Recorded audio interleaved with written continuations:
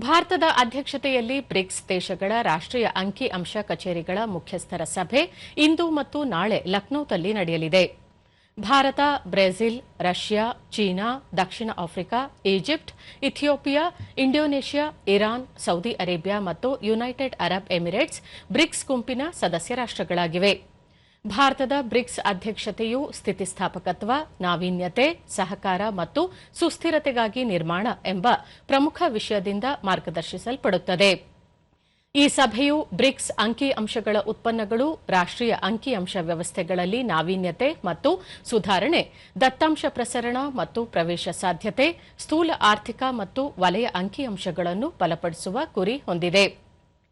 ಅಂಕಿ-ಅಂಶಗಳ ಪ್ರಸರಣ, ಅಂಕಿ-ಅಂಶಗಳ ವ್ಯವಸ್ಥೆಗಳಲ್ಲಿ ನಾವೀನ್ಯತೆ ಮತ್ತು ಉತ್ತಮ ಅಭ್ಯಾಸಗಳ ವಿನಿಮಯ ಕ್ಷೇತ್ರಗಳಲ್ಲಿ ಸಹಕಾರವನ್ನು ಮತ್ತಷ್ಟು ಬಲಪಡಿಸುವುದು ಇದರ ಉದ್ದೇಶವಾಗಿದೆ.